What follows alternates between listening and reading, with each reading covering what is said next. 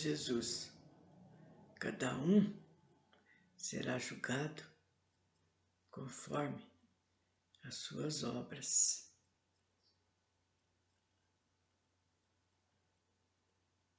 Mas hoje, mas amanhã, ninguém escapa, gente. Ninguém. Não adianta procurar o fundo de um buraco, esconder atrás de alguma coisa. Que? Mas hoje, mas amanhã, nós temos que passar pelas retificações, pelas provas, pelas expiações, pelas coisas que a gente fez erradas, pelas coisas que a gente também não deixou de fazer. Tudo isso entra. E o nosso dia a dia a gente tem sempre que ver. Não ir fazendo as coisas de uma maneira sem prestar atenção, se ver se realmente aquilo é cabível, se não vou prejudicar, se não vou ofender. É uma vida assim da gente não fazer as coisas a esmo. E a lei mosaica e vingativa de olho por olho, dente por dente, era apenas a regra humana modelada para se conter um povo, cujo temperamento e entendimento espiritual ainda eram rudimentares e nada mais concebiam do que mesmo o pagamento para igual delito. Os pagãos costumavam devocionar os seus desejos cruéis, atirando os filhos tenros nas fornalhas ardentes de Moloque, que era o deus que eles reverenciavam, sobre a mesma ilusão de que Deus se rejubilava com o sangue humano. Assim como hoje, os fiéis solicitam favores divinos através do incenso, através das flores, das velas, na liturgia moderna. Muitas vezes rogando ao Senhor que extermine os seus inimigos nas lutas fratricidas. Então, por aí vocês veem que eles não têm ideia mesmo, né? Pedir coisas ruins em desfavor, né, ao outro, né? Como se Deus fosse fazer isso. Mas a ideia deles era assim.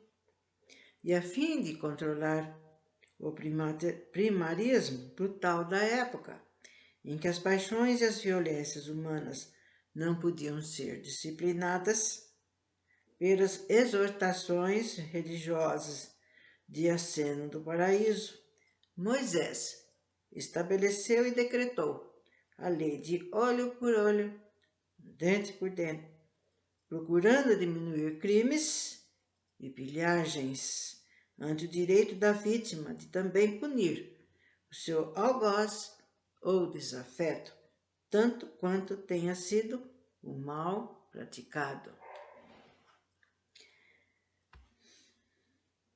Mas entre o princípio direito do homem ser o próprio justiceiro dos prejuízos sofridos, capaz de exorbitar dessa concessão e punir um delito menor, com outro crime mais cruel, justifica-se a lei do karma, implacável, justa e impessoal, que além de indenizar a vítima, corrige e redime o criminoso. Sobre a lei pessoal de dente por dente, olho por olho, o homem agraciado pelo direito de punir pôde abusar da desforra, ultrapassando sadicamente o montante do débito da cobrança. Mas, sob a lei do karma, em sua função técnica e impessoal, a liquidação da dívida pregressa ainda proporciona investimentos benfeitores para o futuro do próprio culpado. A palavra karma é originária do sânscrito, antigo idioma hindu, consagrado nos templos iniciáticos. Ela procede da raiz car, fazer ou agir, e do sufixo ma, o efeito e a ação. Assim, o karma significa a lei em que toda causa gera efeito semelhante, que abrange o próprio destino dos homens, quando todos os atos e todas as causas vividas pelos espíritos em existências físicas anteriores ficam posterior e hermeticamente vinculados aos seus efeitos semelhantes no futuro. O karma, portanto, é essencialmente a causa e o efeito, enfim, o controle dos acontecimentos originais aos seus resultados posteriores. E sob o mecanismo kármico ocorre a retificação que equilibra, esclarece, segrega, mas fortifica, pois obriga o credor à liquidação mais breve da sua dívida pregressa, mas também o liberta para decidir quanto ao seu futuro. Não é uma lei especificamente punitiva, pois se disciplina rigorosamente, também premia generosamente o bom pagador, comprovando a lei de que será dado conforme as suas obras. O karma, que deriva da lei divina e da pulsação da própria lei cósmica, também regula o livre-arbítrio, pois concede de maior liberdade de ação e poder ao homem, tanto quanto ele adquire mais sabedoria e se torna espiritualmente mais responsável. Assim como os pais afrouxam a liberdade dos filhos à medida que eles tornam-se mais cuidadosos, experientes e adultos, a lei do karma amplia o campo de ação e responsabilidade do espírito,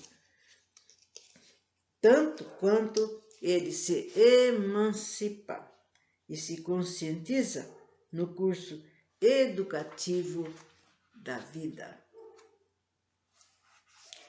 Vejam bem o quanto nós estamos, cada hora, cada minuto, nós nos pomos a pensar,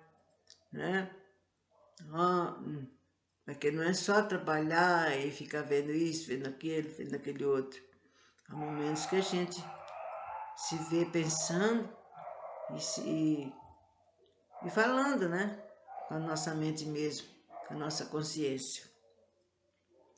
O Divino Mestre, como abalizado instrutor espiritual, conhecia perfeitamente o mecanismo e a razão da lei do karma, que preside e disciplina os destinos dos espíritos encarnados. Sem dúvida, ele não podia expor claramente o mecanismo kármico ao povo de sua época em face do primarismo de seus conterrâneos e, sobretudo, para não contrariar os dogmas do judaísmo, que não tardaria em protestar contra tal ensinamento inusitado. Mas podemos identificar em sua obra esse conhecimento através de símbolos e parábolas, de quem com ferro fere, com ferro será ferido. A cada um será dado segundo as suas obras. Ou ainda, o homem pagará até o último ceitil. São princípios insofismáveis da lei do karma, tanto quanto aos aforismos e ditos populares do povo, nesse particular, que advertem: quem semeia ventos, colhe tempestade, ou o mal que se planta à noite, colhe-se de dia. Assim, quando Jesus aconselhava que o maior dos mandamentos é ama ao próximo como a ti mesmo, e também faça, aos outros que queres que te façam. A sua intenção era realmente orientar o homem para evitar um mau futuro, libertando-se da severidade, do karma inflexível e da imantação nas faces dos orbes físicos.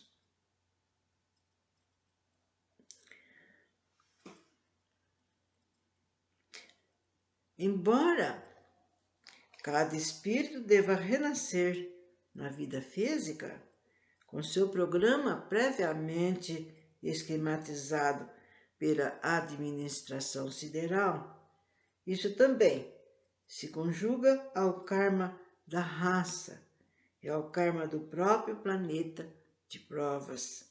Assim há o karma individual do espírito reencarnante, o qual se conjuga com o karma da família que ele se ingressa, inclusive ao karma do povo ou da raça que ele vai participar, que não pode exorbitar das regras e dos princípios disciplinadores da lei do cosmos, no esquema corretivo e indenizador das coletividades e dos indivíduos em suas inter-relações pessoais.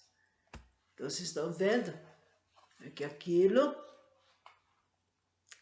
a gente pensar bem, que aquilo que a gente faz de mal, né, para o outro, que prejudicou, seja por atos, gente, seja por palavras, seja por pensamentos.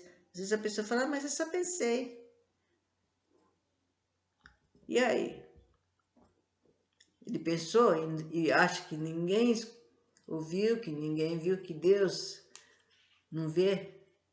O mínimo, gente, o mínimo. Nenhuma folha cai de uma árvore sem que seja da vontade do nosso Pai.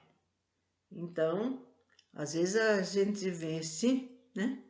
E acha que não está fazendo nada, acha que ninguém viu, que ninguém ouviu, né? É mais ou menos como a gente vê de vez em quando esses caras entrando nas casas, no supermercado, roubando. Então ele está crente que ninguém está vendo. E no fim, né, aparece, né, na televisão fazendo as coisas erradas. E ainda fala que não foi ele. Não foi, vocês viram errado, né? E assim é a mesma coisa na nossa vida, no nosso dia a dia. Então, até a próxima vez.